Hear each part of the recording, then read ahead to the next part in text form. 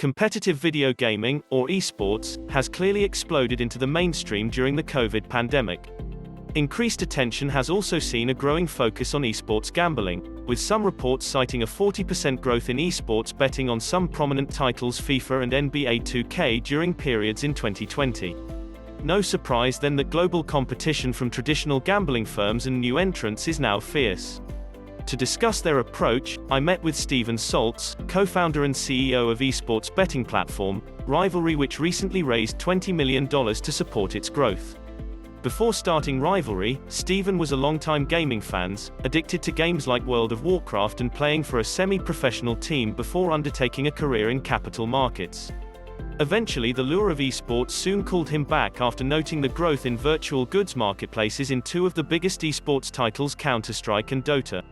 Salz: none of us are huge gamblers, we are esports fans and tech entrepreneurs that went into betting. The commentary in some articles that have covered us, and some perceptions in the industry I think, is that we have a chip on our shoulder, which is fair. We understand our community, they need a modern user experience, and a higher level of gamification and entertainment. They also want playfulness injected into the product that doesn't exist in traditional sports betting. We are very confident we can service that better, and also want to change the stigma of betting. Total esports viewership is projected to grow at a 9% compound annual growth rate, CAGR, from 454 million in 2019 to 646 million by 2023 according to insider intelligence estimates. Rivalry has seen its own growth explode commensurately during the lockdown of 2020.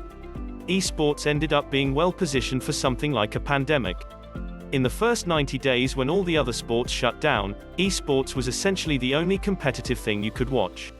Discretionary spend was going down because people were not going out and they were looking for some excitement, like sports betting. COVID gave esports 2 to 3 years of growth within a 6-month period by our estimate, and it certainly led to outsized growth in our business.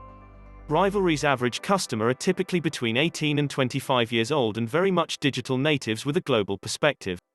Our consumer profile is someone who practically grew up plugged into the internet with a direct feed. The best thing about gaming is that, like the internet, it is a common language globally. You can go online and play with somebody halfway across the world. They can be older than you, younger than you, shorter than you, taller than you, but that doesn't matter. It is about the skill and it is a completely even playing field. That is the beauty of gaming, and why it is so culturally relevant now.